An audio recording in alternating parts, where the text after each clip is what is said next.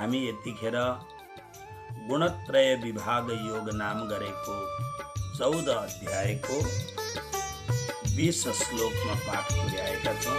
पहिलो श्लोकको उच्चारण गर्छौँ। गुणानेतानतीत्यत्रिन् देहि देह समुद्भवान् जन्म मृत्यु जरा दुःखैर् विमुक्तो मृतमश्नुते। पदच्छेद। गुणान एतान अतीत्य त्रीन् देहि देह समुद्भवान जन्म मृत्यु जरा दुःखैः विमुक्तः अमृतम अश्नुते। अब अर्थ गरौँ। हामी 18 श्लोकसम्म प्रकृतिका कार्य गुणको परिचयहरू प्राप्त गरेर अब 19 र 20 श्लोकमा गुणदेखि माथि उठ्ने गुणातीत अवस्था, गुणरहित अवस्था प्राप्त कसरी गर्न सकिन्छ यस सन्दर्भमा परमात्माको परम दिव्य वाणीको रसास्वादन गर्दैछौँ। देहि गुणान एतान अतीत्य त्रिन देहि। हेर्नुहोस्, देह अनि देही। देह यानी शरीर, हाम्रो जुन यो पाञ्चभौतिक शरीर छ, फिजिकल जुन बडी छ हाम्रो, यो देह भयो। देहमा जो बसेको छ त्यो देही भयो, अथवा देहको जो मालिक हो ऊ देही भयो। त देह शरीर भयो भने देही आत्मालाई भनिन्छ,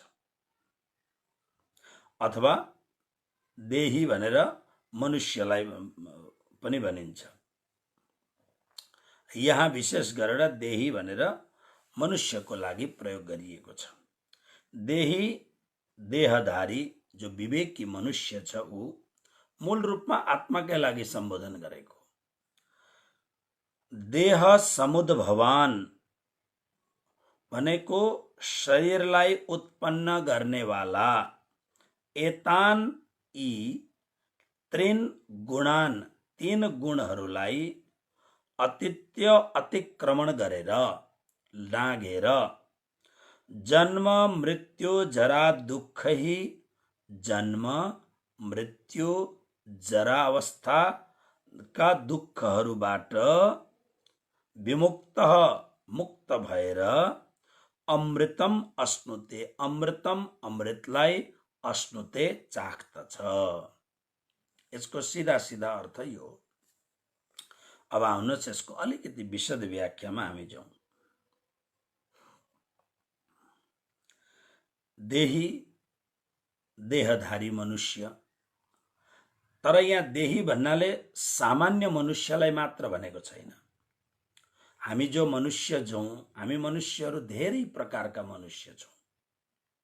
अलिकति यसमा विचार गरौँ। हामी कस्ता कस्ता मनुष्य छौँ भन्दा अत्यन्त पामर प्रकारका मनुष्य पनि हामी छौँ। पामर प्रकार भनेको जसलाई जीवनको सन्दर्भमा केही पनि थाहा छैन। किरा फट्याङ्ग्रा जन्मे जस्तो, कुकुर बिरालाको छाउरा जन्मे जस्तो, गाई भैँसीको बाछा पाडा जन्मे जस्तो जीवन छ। जीवन मिल्यो, तर जीवन मिलेर उसले गर्यो के भन्दा बस त्यही जीवनलाई फेरि अगाडि बढाउने खालको सामान्य प्रक्रियाबाट ऊ अगाडि बढ्दछ। उसले जीवनभरि कुनै विवेक, विचार, विश्लेषण केही पनि गर्दैन। बस उसको जीवन अलिकति तात्विक रूपले ज्ञानमयी दृष्टिले हेर्नुभयो भने एउटा सामान्य मनुष्य बस जन्मियो, जन्मेपछि उसले तिनै कार्य गर्यो जुन कार्यको लागि अरूले पनि गरिरहेका छन्। बिस्तारो बिस्तारो भल्ड्याङ भुल्डुङ हुँदा हुँदै ऊ ठुलो भयो। ठुलो भएपछि अब अलिक ठुलो भएपछि गर्ने के भन्दा गृहस्थले एउटै कुरो जानेको छ, अब यसलाई विवाह गरिदिनु पर्दछ। छोरी छोरा भएपछि जसरी हुन्छ विवाह गरिदियो। विवाह गरेपछि अब गर्ने के भन्दा ऊ जसरी जन्मेको छ त्यसरी अब सन्तान जन्माउने प्रक्रियाहरू गर्छ। अब सन्तान जन्माउने प्रक्रियाहरू गरेपछि अब जिम्मेवारी बढ्दछ।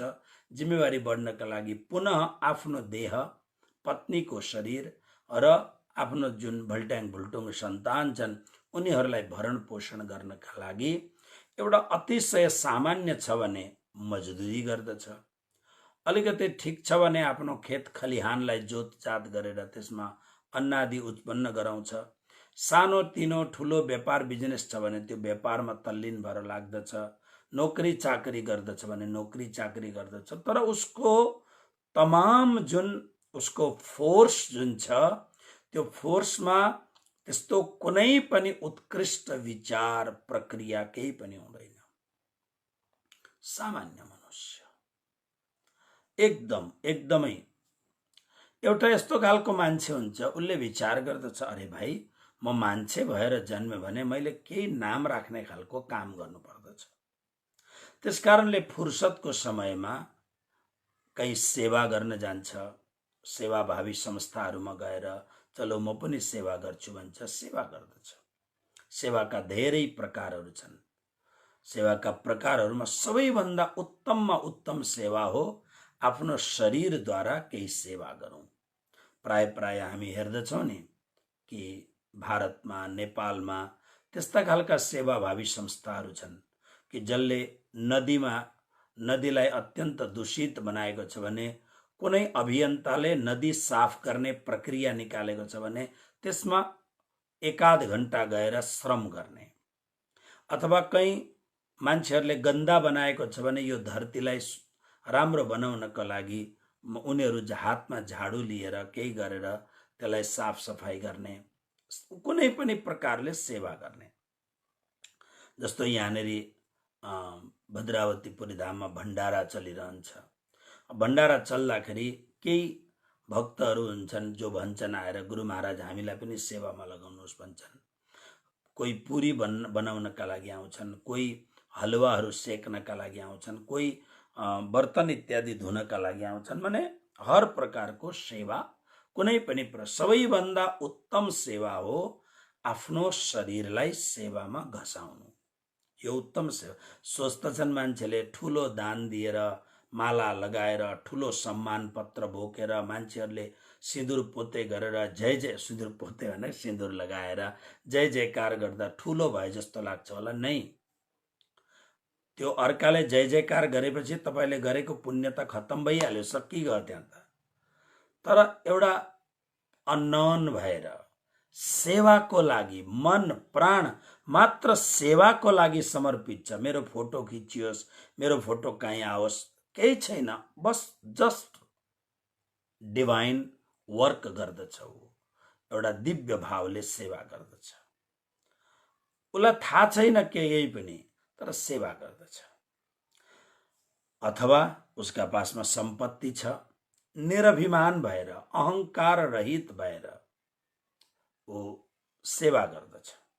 आफ्नो पवित्र कमाईलाई कहीँ लगेर दिन्छ। जहाँ राम्रो काम हुँदैछ त्यहाँ पवित्र कमाईलाई उसले दिने कोसिस गर्दछ। हर प्रकारको राजनीतिको क्षेत्रबाट हुन्छ, समाजको क्षेत्रबाट हुन्छ, शिक्षाको क्षेत्रबाट हुन्छ, आरोग्यको क्षेत्रबाट हुन्छ, हर क्षेत्रबाट उसले सेवा गर्छ। आज भर्खर एउटा अपोलोको डाक्टर हुनुहुन्छ, हाम्रो प्रणामी धर्मको सेवक हुनुहुन्छ। भद्रावतीपुरी धाम प्रति अनन्त श्रद्धा छ। हार्टको धेरै ठुलो डाक्टर हुनुहुन्छ। आज विशेष कार्य थियो र उहाँले फोन गर्नुभएको थियो आशीर्वाद लिनका लागि। अनि मैले जहिले पनि जब बातचित हुन्छ म भन्छु, डाक्टर, जब तिम्रो अगाडि कुनै जरुरतमन्द जसलाई जरुरत छ यो तबिबी क्षेत्रमा, चिकित्साको क्षेत्रमा तपाईको जरुरत छ, तर उसका पासमा त्यो खालको कुनै पनि सम्पत्ति छैन भने विचार गर्नु, आफ्नो पैसा लगाएर भए पनि उसलाई उपचार गराएर उसको मुखमा एउटा स्मित, उसको मुखमा एउटा मधुर हास्य आओस्। तिमी जानु ऊ मान्छे हाँस्दाखेरि ईश्वर हाँस्दछ, परमात्मा हाँस्दछ, तिमीलाई आशीर्वाद मिल्छ भनेर म कुरो गर्दा जहिले पनि म कुरो गर्दछु। राम्रो डाक्टर हुनुहुन्छ, प्राय सबैलाई भन्छु म यो कुरो। र हाम्रो पासमा शिक्षा छ, कौशल्य छ, कला छ, आर्ट छ, कुनै पनि प्रकारको केही कुरो छ भने त्यसले सेवा गर्नु। त्यसकारणले हामीलो एउटा शब्द छ जनता जनार्दन। जनार्दन भनेको कृष्ण, जनता भनेको सामान्य व्यक्ति। अर्को एउटा शब्द छ, आज कहाँ जानुभएको थियो तपाईँ भन्दा दरिद्र नारायणको सेवा गर्न गएको थियो। दरिद्रको अगाडि नारायण शब्द लगाएको छ। दरिद्र नारायणको सेवा गर्न गएको थिए। मतलब एउटा यस्तो खालको भावापन्न भएर सेवा गर्ने। तर उसलाई धर्मको त्यस्तो केही पनि कुरो थाहा छैन, ऊ जस्ट सेवा गर्छ। यो एक खालको मान्छे छ। एउटा मान्छे यस्तो छ, कुनै सद्गुरुको, कुनै सन्तको सेवामा, सत्सङ्गमा बसेर उसलाई थाहा हुन्छ जीवनको अर्थ के हो, जीवनको महत्व के हो। त्यसले गर्दा भजन, भक्ति, सुमिरणको साथसाथमा सेवा गर्दछ। आफ्नो भौतिक जीवनसँग सम्बन्धित व्यक्तिहरू, उनीहरू सबैलाई सन्तुष्ट बनाउँदै बनाउँदै प्रतिदिन प्रतिक्षण आफ्नो जीवनलाई परमार्थको मार्गमा लगाउँदै जान्छ। र एउटा यस्तो खालको व्यक्ति छ जसलाई पुरा थाहा छ कि शरीर छोडेपछि म कहाँ जान्छु, म कहाँ पुग्ने हुँ। आफ्नो गन्तव्य स्थान थाहा छ। तसर्थ त्यो गन्तव्य स्थानमा, आफ्नो मूल घरमा, आफ्नो मूल मुकाममा पुग्ने सम्पूर्ण साधनलाई अपनाएर आफ्नो जीवनलाई सेवामय बनाएर पूरा जीवन समर्पण गर्दछ। भिन्न भिन्न प्रकारका, धेरै प्रकारका मान्छेहरू संसारमा छन्। अब हामीले विचार गर्ने, हामी कुन श्रेणीका व्यक्ति छौँ। हामी त्यो एकदमै तल्लो दर्जाको व्यक्ति, खाना पिउन, आनन्द, मोज मजा, बस यही जीवन हो। आज फेसबुकमा मैले एउटा नानीले लेखेको शब्द पढेको थिएँ, इन्जोय गर्न नछोडौँ है, जीवन धेरै दिनको छैन, कहिले जीवन अस्त हुने हो, इन्जोय गर्न नछोडौँ। राम्रो शब्द छ। तर इन्जोय गर्दाखेरि एउटा कुरो ध्यान के राख्ने भने, के इन्जोय गरिँदैछ, कस्तो इन्जोय गर्दैछ। सुँगुर नालीमा मुख धस्दाखेरि उसलाई त्यहाँ इन्जोय भइरहेको हुन्छ। कुकुरले ताजा बिष्टा भेट्यो भने त्यो बिष्टामा मुख हाल्दाखेरि कुकुरलाई त्यो इन्जोय लागिरहेको हुन्छ। तर एउटा उत्तम व्यक्तिले कहाँ गएर कस्तो खालको इन्जोय गर्ने हो त्यो चाहिँ ध्यान राख्नुपर्छ। नभएदेखि इन्जोय मात्रै भनेर हुँदैन। इन्जोय राम्रो कुरो हो। हाँस्नुहोस्, खेल्नुहोस्, दौडिनुहोस्, मुस्कुराउनुहोस्। जीवन एउटा रजनीश ओशोले त्यो कबीरको हो कि कसको एउटा शब्दमा किताब लेखेको छ ठुलो, हँसीबा खेलीबा करीबा ध्यान।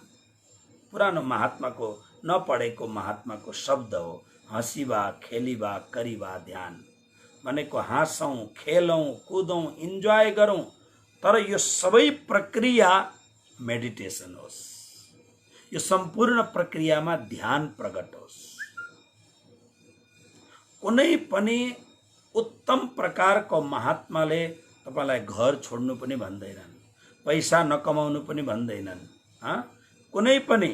तर एउटै कुरो भन्छन्, प्रत्येक क्षण, प्रत्येक पाइलाहरू जागनीपूर्वक होस्, जागृतिपूर्वक होस्। त्यसकारणले श्रीकृष्णले यहाँ यो 20वां श्लोकमा देही शब्द जुन प्रयोग गर्नुभएको छ, देही माने शरीर धारण गर्नेवाला मनुष्य। तर यहाँ त्यो सामान्य शरीर धारण गर्नेवाला मनुष्यको कुरो छैन। यहाँ विवेकी मनुष्यको कुरो छ, जसमा विवेक छ। म को हुँ, यो संसारमा म किन आएको हुँ, के म ती करोडौं करोडौं जस्ता साधारण मान्छे जसलाई आफ्नो जीवनप्रति सजागता छैन, अवेकनिङ छैन, अन्धाधुन्द जीवन व्यतीत गरिरहेका छन्, म त्यो हुँ नै। विवेकको अर्थ त्यो हो कि जसमा इन्लाइटमेन्ट छ, उज्यालो छ, जसमा जान्दछ उसले। त्यसका लागि कृष्ण प्रयोग गर्नुहुन्छ देही। यस्तो विवेकी मनुष्य, देह धारण गर्नेवाला विवेक मनुष्यले के विचार गर्दछ, गुणातीत यानी यो एउटा अध्यात्मको यात्राको अन्तिम पडाव हो। हामी अत्यन्त तमोगुणी छौं। सत्संगमा बस्ने अभ्यास बनाएर तमोबाट रजोगुणमा प्रवेश गरौं। हामी रजोगुणी छौं, रजोगुणबाट सतोगुणमा प्रवेश गरौं। सतोगुणका पनि तीनवटा श्रेणीहरू छन्, अधम, मध्यम र उत्तम। अधमलाई अधम नभनौं, सामान्य भनौं। सामान्य, मध्यम र उत्तम। सतोगुणमा सामान्य सतोगुणमा प्रवेश गर्यौं, मध्यम सतोगुणमा प्रवेश गर्यौं र उत्तम सतोगुणमा प्रवेश गरौं। र श्री कृष्ण भन्नुहुन्छ, तिम्रो यात्रा यही रोकिँदैन। तिमी अब गुणलाई पार गर, तिमी गुणलाई अतिक्रमण गर, तिमी गुणलाई छोडेर, गुणलाई नागेर तिमी म बसेको ठाउँमा पुग जहाँ तीन गुणको प्रवेश छैन। हेर्नुस्, देह समुद भवान। गुण के हुन् भन्दा यो देहको उत्पत्ति गुणद्वारा नै हुन्छ। देहको उत्पत्ति हुने मूल कारण शरीर नै हो।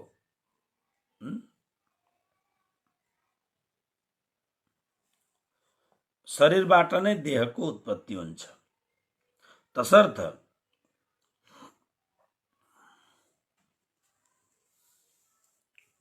भगवान श्री कृष्ण के भन्नुहुन्छ यहाँ भन्दा, हेर्नुहोस्,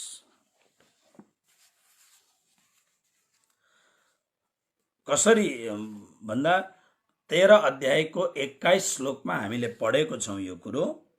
पुरुषः प्रकृतिस्थो हि भुङ्क्ते प्रकृति जान गुणान कारणम गुणसङ्गोस्य सदसद्योनि जन्मसु। प्रकृतिमा स्थित पुरुष यानी जीव नै प्रकृतिजन्य गुणको भोक्ता हो र गुणहरूको संग, गुणहरूको त्यो जीव यद्यपि गुणहरूको साथमा छैन, तर जब जीव गुणसँग आसक्त हुन्छ र सदसद्योनि जन्मसु अनि कारण बनिन्छ, यो कुन योनिमा जन्म लिन्छ, सत योनि या असत योनिमा जन्म लिन्छ। त्यसकारणले देह समुद भवान, शरीर उत्पत्तिको कारण रूप यानी शरीरलाई उत्पन्न गर्ने वाला एतान त्रिन गुणान, यी जुन त्रिन भनेको तीनवटा सतोगुण, रजोगुण, तमोगुण, यी तीन गुणहरूलाई अतिक्रमण गरेर, लागेर, हामीले 18 भन्दा पहिलेका श्लोकमा तमोगुणले घेरिएको बेला यदि शरीर शान्त भयो, मृत्यु भयो भने कस्ता खालका लोकमा हामी जान्छौं। रजोगुण हाम्रो शरीरमा व्याप्त भएको बेला, रजोगुणले युक्त भएको बेला शरीर छोड्यो भने त्यसले कस्ता खालका लोकमा प्रवेश गर्दछ, र सतोगुणले युक्त भएको बेलामा शरीर छुट्यो भने उसले कस्तो खालको लोक प्राप्त गर्दछ, अमलान इत्यादि कृष्णले भन्नुभएको छ। तर अब जुन कुरो भन्दै हुनुहुन्छ 19 र 20 श्लोकमा, त्रिन गुणान अतीत्य, यस्ता खालका तीन गुणहरूलाई, कस्ता खालका भन्दा जुन गुणहरूमा समाविष्ट भएर बार बार जन्म र मरणको चक्रमा फसिन्छ र अलग अलग जग्गामा जन्म लिने कारण जो बनिन्छ, यानी बार बार जीवन जन्म लिने, जन्म र मृत्युको कारण भएको यो तीन गुणलाई अतीत्य, नागेर, उल्लङ्घन गरेर, अतिक्रमण गरेर, अनि के जन्म मृत्यु जरा दुःखै, यी दुःखहरूबाट, कुन दुःख?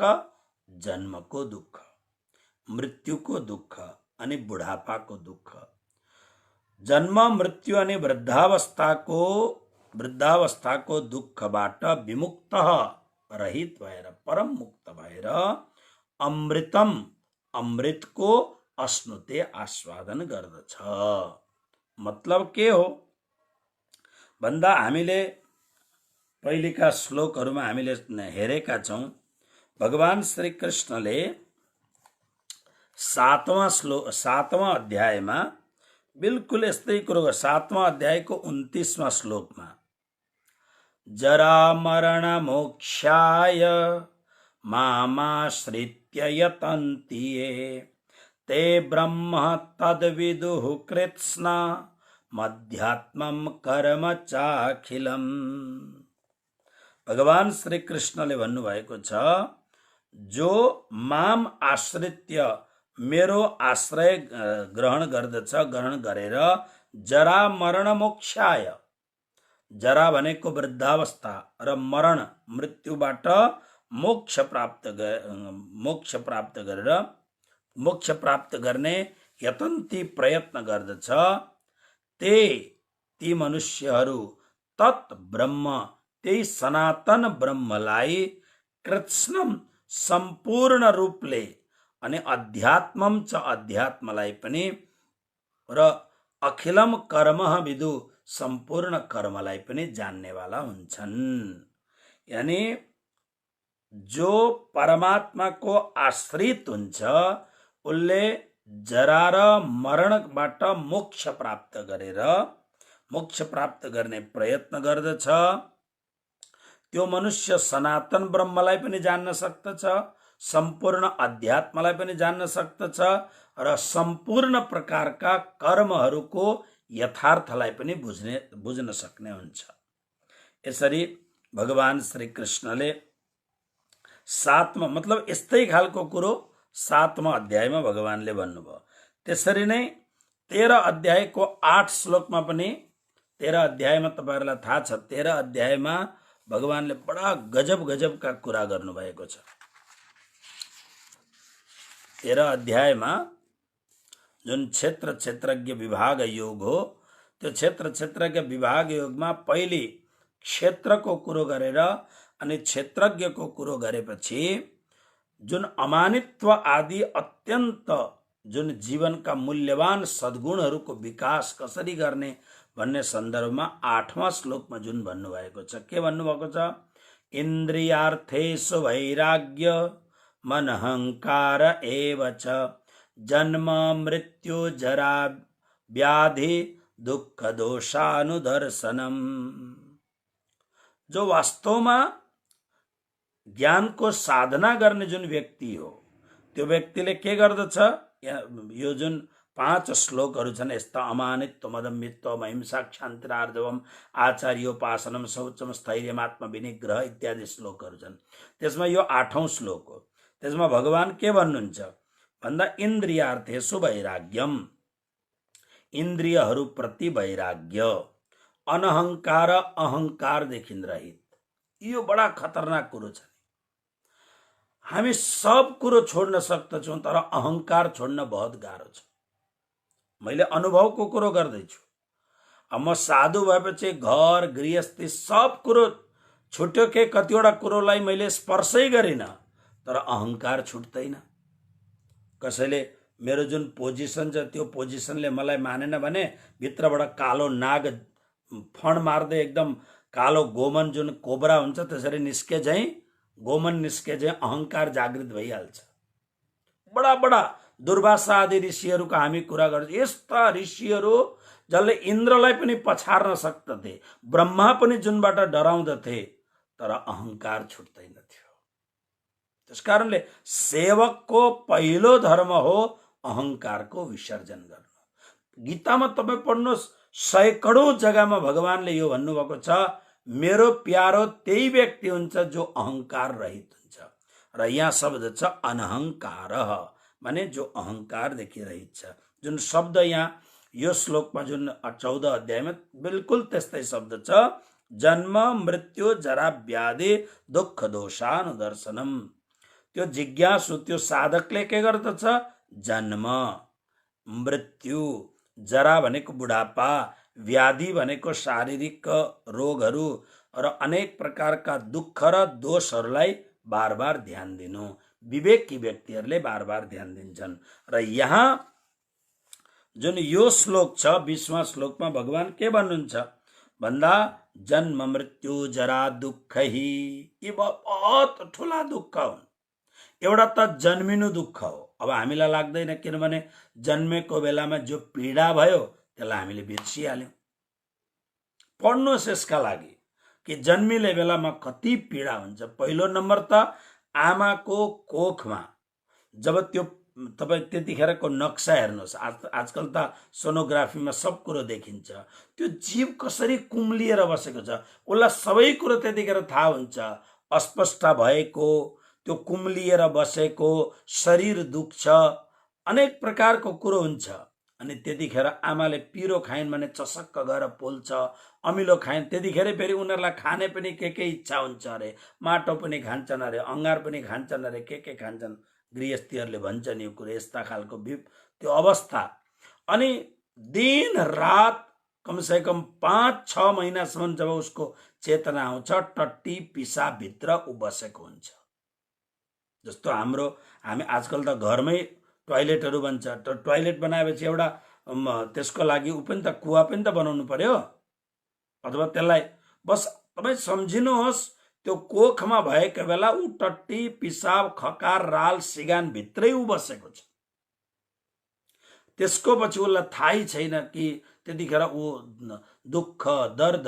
श्रीमद् भागवतमा यसका लागि जीवले गरेको प्रार्थना, हे प्रभु मलाई यो नरकबाट बाहिर निकाल्नुहोस्, क्षमा गर्नु होला माताहरूले, कोखलाई आदर बहुत दिएको छ, तर अध्यात्म जगतबाट हेर्दाखेरि जीवले प्रार्थना गर्दछ, प्रभु यो जुन टट्टी पिसाब, यो खकार सिगान इत्यादि जुन नरकमा म बसेको छु, म अब यस्तो भक्ति गर्छु, म कहिल्यै पनि अब यहाँ आउन चाहन्न, म प्रभु मलाई एकपल्ट अब यो नरकबाट बाहिर निकालोस् भनेर प्रार्थना गर्दछ। तर तकलिफ के छ, बाहिर आउँछ अलिक दिनमै कहाँ भन्न थाल्दछ, कहाँ रुन्छ नि, कहाँ यो म कहाँ आएँ, ईश्वरलाई याद आउँछ त्यतिखेर। तर जब मान्छेले जबरदस्ती चिनाउन थाल्छन्, यो तेरी आमा हो, यो तेरो बाउ हो, यो तेरो दिदी हो, यो तेरो दाजु हो, यो तेरो फलानो हो, चिनाउन थालेपछि अनि उसले भन्दै जान्छ, त्यतिखेरसम्म परमात्मै याद आइरहेका हुन्छन्। तर जबरदस्ती मान्छेले परमात्मालाई बुरिसाइदिएर मान्छेसँग चिनापर्ची, अनि जति मान्छेसँग चिनापर्ती हुँदै जान्छ त्यति अध्यात्मबाट टाढा टाढा टाढा हुँदै जान्छ जीव। अनि त्यो हिजो गरेको दुःख, हिजो पाएको दुःख, हिजो त्यो जुन भयङ्कर पीडा छ जन्ममा, त्यो सबै बिर्सिन्छ। फेरि त्यही काम गर्दछ कि फेरि पनि जन्मिनु, फेरि पनि मर्नु, फेरि पनि गर्भैतिर गई पर्नु, पुनरपि जननम पुनरपि मरणम इत्यादि, फेरि पनि उसले त्यही सुरु गर्दछ, त्यही काम ऊ गर्दछ। यसबाट मुक्त हुने उपाय गर्दैन उसले। त्यसकारणले त मदालसा माताले आफ्ना सन्तानलाई जन्मिने बित्तिकै उपदेश दिन्थिन्, शुद्धोसी बुद्धोसी निरञ्जनोसी संसार माया परिवर्जितोसी, बेटा यो राज्यको अधिकारी हुने होइन, यो जीवन मुक्तिको लागि हो। कुनै सद्गुरुको शरणमा गएर आत्मज्ञान प्राप्त गर, म शुद्ध बुद्ध मुक्त आत्मा हुँ, अहम निर्विकल्पो निराकार रूपो विभुर्व्याप्य सर्वत्र सर्वेन्द्रियाणि सदा मे समत्वम न मुक्तिर्न बन्धश्चिदानन्द रूप शिवोहम शिवोहम। आफूलाई म आत्मस्वरूप हुँ भन्ने अनुभव गर, मदालसा उपदेश दिन्थिन् आफ्ना छोराहरूलाई। र भन्नुको अर्थ जन्ममा भयङ्कर दुःख छ, बुढापा त महारोगको खानी हो। उठ्दा दुःख, बस्दा दुःख, अडेस लाग्दा दुःख, घुँडा दुःख, मतलब हर पार्ट्स पुर्जाहरू हल्लिन थालेका हुन्छन्।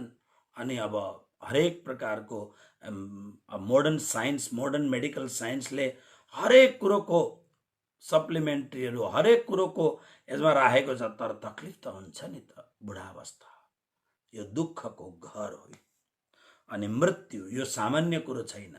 मृत्यु किन दुःखदायी छ अत्यन्त भन्दा 60, 70, 80, 90, 100 वर्षसम्म जुन शरीर र शरीरका सम्बन्धहरूसँग अट्याचमेन्ट छ, त्यो अट्याचमेन्टबाट डिट्याच हुनुपर्ने, जबरदस्ती डिट्याच हुनुपर्ने छ, जबरदस्ती छोड्नु छ। यो अत्यन्त आसक्तिलाई छोड्दाखेरिको भयङ्कर दुःख। तर त्यहाँ उपाय केही पनि छैन, छोड्नै पर्छ त्यो कुरोलाई।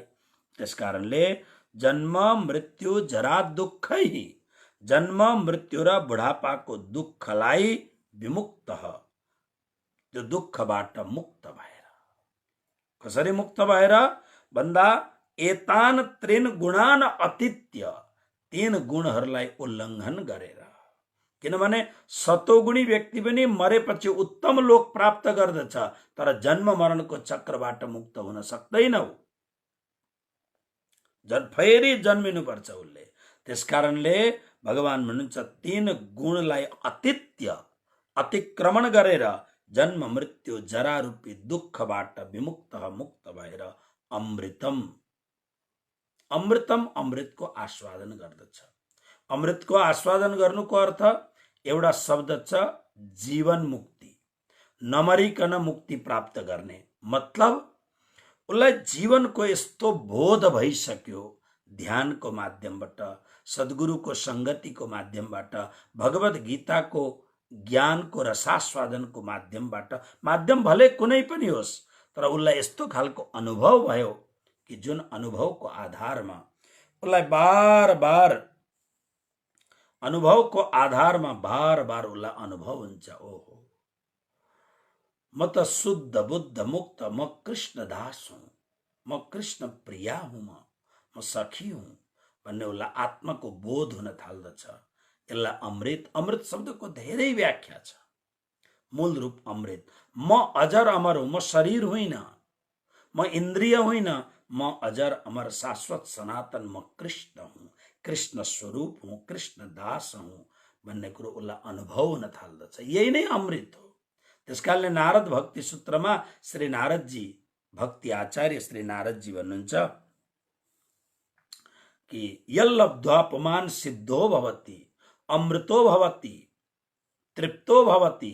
भक्तिलाई प्राप्त गरेपछि तीनवटा कुरो, भक्ति प्रवेश गर्ने साथ भक्तले तीनवटा कुरो पाउँदछ। भक्तिमा अहिले प्रवेश गर्यो तीनवटा कुरो पाउँछ, सिद्ध हुन्छ, ऊ सिद्ध हुन्छ, तृप्त हुन्छ। अब उसलाई कुनै पनि प्रकारको अतृप्तता छैन, प्यास छैन, तृप्त छ, आनन्दपूर्ण छ। अनि अमृतो भवति, उसलाई अमृतताको, अमरताको अनुभव हुन्छ। कारण अहिलेसम्म म संसारसँग जोडिएको थिएँ, पत्नीसँग, पतिसँग, छोराछोरीसँग, नाति नातिनासँग, पैसा रुपियाँसँग, कपडासँग, गाडी घोडा इत्यादिसँग, पद प्रतिष्ठासँग मेरो सम्बन्ध थियो। त्यो सब छँदैछ, तर मैले भित्रको जुन मेरो एनर्जी हो, भित्रको जुन मेरो जुन तार हो, त्यसलाई मैले अब त्यहाँबाट निकालेर कृष्णसँग जोड्ने। जब कृष्णसँग जोड्ने साथ कृष्णको करेन्ट आयो, त्यसले गर्दा आफूलाई कृष्णताको अनुभव हुन थाल्यो, तृप्तताको अनुभव हुन थाल्यो, अमरताको अनुभव हुन थाल्यो। अमृतम अश्नुते, शरीर छोडेको छैन, तर अमृतको आस्वादन, अश्नुते भनेको चाख्नु, उसले आस्वादन गर्न थाल्दछ। र 19 र 20 श्लोक बहुतै महत्त्वपूर्ण श्लोक छन्। गुणबाट पर गुणातीत कसरी हुने, र बिस्तारो अभ्यासले, करत अभ्यास से जड़मत होत सुजान, रसरी आवत जात से शिल पर परत निशान। बार हेर्नुहोस् त, त्यो कुवामा यति कठोर त्यो पत्थर हुन्छ, तर रस्सी कति नरम हुन्छ। आज भोलि गर्दै गर्दै दाग बनाइदिन्छ, काटेर यति डाम बनाइदिएको हुन्छ, त्यहाँ खाल्टो परेको हुन्छ। रस्सी कहाँ जुटको रस्सी, र कहाँ त्यो भयंकर ठुलो एकदम अत्यन्त कठोर सिमेन्ट अथवा त ढुङ्गाको त्यो पत्थर। तर एक दिन होइन, सैकडौं बार रगडिँदा शिल पर परत निशान। त्यसरी नै हाम्रो जीवन जस्तो भए तापनि यदि हामी निरन्तर अभ्यास गर्यौं भने, निरन्तरको अभ्यासले हामीमा ज्ञान पलाउन थाल्छ, हामीमा भावको प्रवहन हुन थाल्दछ। हामी जस्तै रुखा सुक्खा भए तापनि हामी रसान्वित हुन थाल्छौँ। यसै प्रसङ्गमा म भनौँ, मेरा जुन पुराना भक्तहरूले मलाई भन्नुहुन्छ, गुरुजी तपाईँ बार यो नखाने नपिउने कुरो गर्नु, भक्ति गर्नु, को भक्त हुन सक्दछ? अहिलेको यो जमानामा यो तपाईले जति प्रेम जति भाव दिए तापनि मान्छेहरू त अलमस्त अर्कैतिर अलमस्त छन्। मेरो एउटै मात्रै जवाब छ, मैले मेरो जीवनको धर्म यात्रामा यस्ता यस्ता व्यक्तिहरूलाई परिवर्तन हुँदै गरेको देखेको छु, जो परिवर्तन हुनै सक्दैन, जसले मलाई मात्र एउटा युज गर्दछ। यो एउटा साधु हो, यसका वरतिर परतिर बस्यो भने नाम हुन्छ भने जसले मलाई युज गर्दछ, आई डोन्ट केयर, यस्तो मान्छेहरूसँग मलाई मतलब छैन।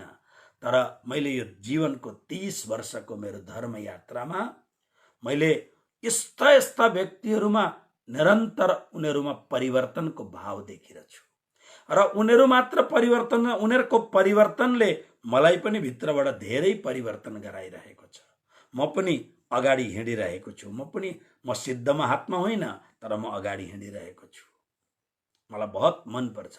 म ती व्यक्तिहरूलाई, जो व्यक्तिहरूले मेरो साथ पाएर, मैले उनीहरूको साथ पाएर हामी अध्यात्मको यात्रामा, हामी कृष्णसँग भेट गर्नका लागि, हामी हाम्रो प्रियतमसँग भेट गर्न हामी जो सहयात्री भएर हिँड्दछौँ, ती सहयात्रीहरूलाई हेरेर म अत्यन्त उत्साही र आनन्दित भएर म अगाडि बढ्दछु। म ती महामूर्खहरूलाई, जो व्यक्तिलाई हजारौं लाखौं पल्ट सम्झाउँदा पनि लाग्दैन, उनीहरूलाई त आई डोन्ट केयर, उनीहरूलाई म बहुत ध्यान दिन्न।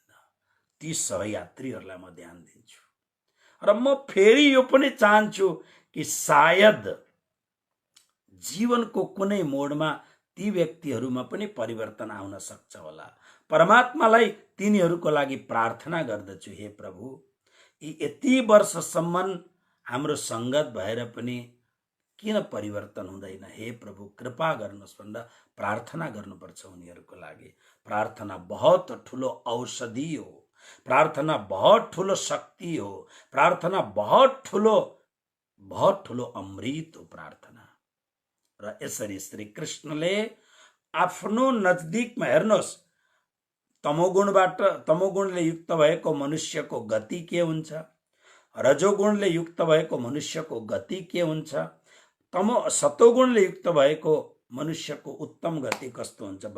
तर गुणातीत अवस्था भएपछि अमृतम, यो अमृत भनेको कृष्ण हो। यानी कृष्ण भन्नुहुन्छ जो गुणातीत हुन्छ, उसले मलाई भेट्दछ, उसले मलाई पाउँदछ, ऊ र म सँगै बस्न सक्दछौँ। ऊ मेरो नित्य आत्मा हो, जसले गुणलाई अतीत गरेर, गुणलाई उल्लङ्घन गरेर, गुणलाई अतिक्रमण गरेर जो मेरो नजदिक आउँदछ, उसले अमृतको उपभोग गर्दछ। बस आजको गीता स्वाध्याय सत्संग यतिमै। भोलि पुनः अब अर्जुनलाई बडा जिज्ञासा भयो, आहो यो त बहुत मिठो कुरो रहेछ, गुणातीत हुनु। त्यसकारणले अर्जुनले अब 21वां श्लोकमा प्रश्न गरे, म पनि कहीँ गुणातीत हुन सक्छु भन्ने खालको जिज्ञासा लिएर अनि अर्जुनले कृष्णलाई सोध्दछन्, त्यस्तो गुणातीत व्यक्तिले कस्तो बोल्दछ? हेर्नुहोस्, जो मान्छे बार बार उत्तेजित भएर फोरी कुराहरू बोल्दछ अनि पछि सरी सरी भन्दछ, यो डर्टी गेम हो। तर भाषा कस्तो हुन्छ त्यो गुणातीतको? बस्दछ कसरी? कोही मान्छेहरू बार बार सरी सरी सरी भन्छन्। हाम्रोमा सरी शब्द बार बार प्रयोग गरिँदैन। हाम्रोमा के भनिन्छ संस्कृतमा भन्दा पहिले तौल अनि बोल। जबसम्म शब्द, महात्माहरूले भन्छन्, जबसम्म शब्द तिम्रा भित्र छन्, शब्द तिम्रा गुलाम हुन्। जब तिमीले शब्द छोडिदेऊ, शब्द रूपी बाण बाहिर निस्के, अब तिमी शब्दका गुलाम हुन्छौ र सरी भन्नुपर्छ नै। पहिले तौल अनि बोल। यसकारणले अर्जुनले भने, उनलाई पनि जिज्ञासा भयो गुणातीत हुने, र उनले 21वां श्लोकमा प्रश्न गर्दछन्, उनका भाषा कस्ता हुन्छन्, उनको आचरण कस्तो हुन्छ, उठ बस उनीहरूको कस्तो हुन्छ, यो सत्संगलाई भोलि पुनः कृष्ण कन्हैया लाल की जय।